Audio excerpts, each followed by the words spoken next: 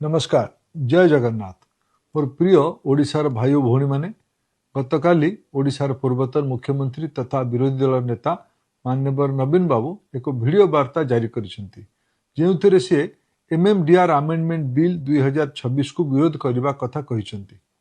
से कहउचंती केंद्र सरकार नुआ बिल आनी ओडिशार हक छड़ाई नेउछंती, ओडिशा को दुर्बल करूछंती।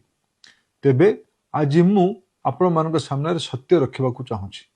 राजनीति निज जगार किंतु सत्य को लुचाई ओडिशार लोकों को भ्रमित करने आदौ ग्रहणीय नहे। माननीय नवीन बाबू आपण सुविधावादी राजनीतिक फायदा नेबा जो प्रयास कर ठीक नुहे। मोदी सरकार आनिथिबा नुआ एमएमडीआर बिल होउची देशर खनि सुरक्षा और ओडिशा भली खनि संपन्न राज्यगुड़िकर आर्थिक भविष्य एक ऐतिहासिक पदक्षेप। पूर्वरु राज्यगुड़िक खनिगुड़िक उपरे 14 प्रकार अलग अलग अत्यधिक टिकस लगाउथिले। एमएमडीआर बिल धारा 9D राज्यगुड़िकरू मूल राजस्व को न छड़ाई मल्टी लेवल टैक्स बोझ को रखिबा एक स्पष्ट सीलिंग निर्धारण करुछि।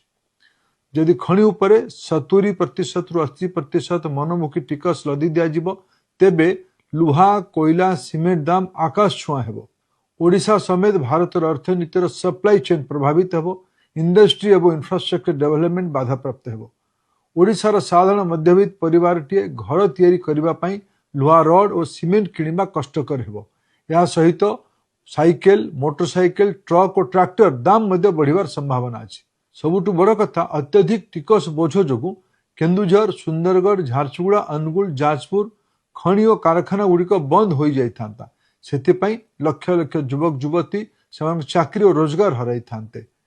एमएमडीआर बिल सेक्शन 9D आनी आम सरकार ओडिशार शिल्प को बंचाई एवं साधारण लोकों को महंगा मारू रक्षा कर बिल द्वारा ओडिशार कौन सी क्षति हुई नहीं। ओडिशार जो नीलाम प्रीमियम रॉयल्टी और डीएमएफ पाउथिला तार 100% आज भी सीधा सड़क ओडिशा सरकार को खाता को ही जीव। एथिपाई आमर समस्त सांसद माने ओडिशार अर्थनैतिक अभिवृद्धि को सुरक्षित रखिबा ओडिशार नुआ कारखाना और पुंजीनिवेश आनिबा एवं ओडिशार युवक युवती को रोजगार देवाई ये बिल को समर्थन करछंती। सारा देश में समान खनि टिकस नीति लागू हेले देश शिल्प और व्यवसाय सुगम हेबा सह राज्य मानक आर्थिक व्यवस्था सुधरिब। तेबे गतकाली ओडिशार विरोधी दल नेता माननीय नवीन बाबू जहाँ कहिसंती ता ओडिशावासी को भ्रमित कला भलिया। देशर लोकप्रिय प्रधानमंत्री श्री नरेंद्र मोदी 2014 लाल किला भाषण आरंभ कर आज पर्यंत निरंतर भावे पूर्व भारतर समेत पूर्वोदयर कल्पना नहीं काम करुचंती। तांको बाबदरे प्रश्न उठाइबा पूर्व नवीन बाबू निजर 24 वर्ष रिपोर्ट कार्ड देखि आत्मसमीक्षा करबा दरकार। आदरणीय नवीन बाबू मु किछि तथ्य आपन मने पकेबा पई चाहूची।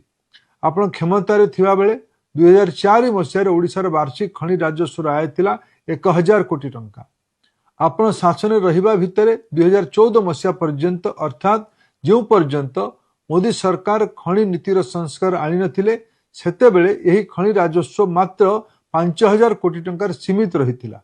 कारण सेते बेले माइनिंग कंपनी मानकु साग माछ दर रे खनि बंटा जाउतला। एहा सह भाई बंधु कुटुंब हिसाब रे ओडिशार निर्दिष्ट केतक परिवार कुड़ी को खनि टेकी दिया जाउतला। 2014 रे केंद्र रे प्रधानमंत्री नरेंद्र मोदी सरकार रे आसीथिले। 2015 रे मोदी जी एमएमडीआर आईन रे ऐतिहासिक संशोधन आनिथिले। या फल रे मनमुखी खनि देवा बंद हैला। आलोकेशन रु ऑक्शन प्रक्रिया आरंभ हैला। ऑक्शन प्रक्रिया को बाध्यतामूलक करागला। ये ऑक्शन प्रक्रिया माध्यम रे मोदी सरकार खनि आवंटन रे पारदर्शिता आनिचंती। या सहित एड वैल्यूरियम रॉयल्टी को मध्य 10% रु 15% को वृद्धि करचंती। तत्सहित राज्य रे जनहितकर योजना कार्य पई डीएमएफ व्यवस्था मध्य करागला। 2015 पूर्वरु ना प्रीमियम व्यवस्था थिला ना एड वैल्यूरियम रॉयल्टी वृद्धि करा जायतिला ना डीएमएफ व्यवस्था थिला।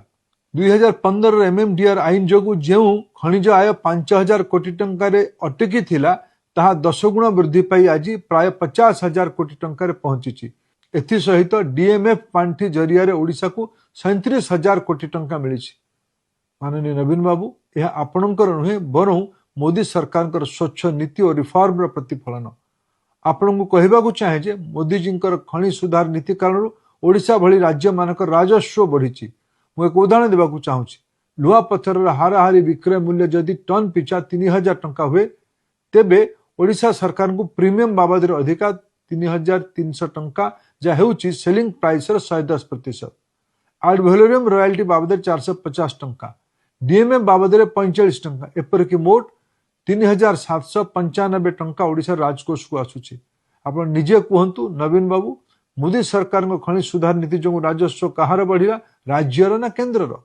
आदरणीय नवीन बाबू एवं तांकर दल बीजेडी 2004 मसीह आनिथिबा ओडिशा एक्ट नाम खनि टिकस आईन कथा कही कुंभीर कांदना कांदुचंती।